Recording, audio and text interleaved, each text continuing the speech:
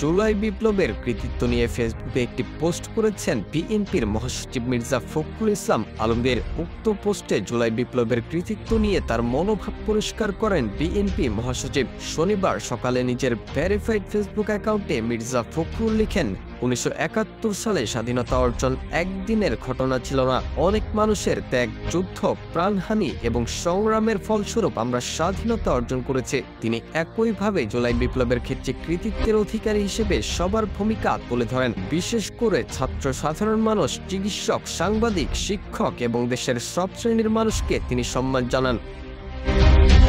তিনি আরও বলেন, হাসিনা সরকারের পতনও একদিনে হয়নি। এর পিছনে রয়েছে বহু বছরের সংগ্রাম এবং ত্যাগ। হাজার হাজার মানুষ প্রাণ দিয়েছে, আহত হয়েছে এবং মুক্তির জন্য সংগ্রাম করেছে। এর ফলস্বরূপ 2024 সালের 5 আগস্ট হাসিনা পালিয়ে গিয়েছিলেন।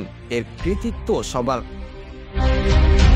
মির্জা ফখরুল তার দলের অবস্থান পরিষ্কার করে বলেন, বিএনপির নেতাকর্মীরা বেগম খালেদা জিয়া ও তারেক রহমানের নেতৃত্বে বাংলাদেশের জনগণের পাশে ছিল এবং থাকবে।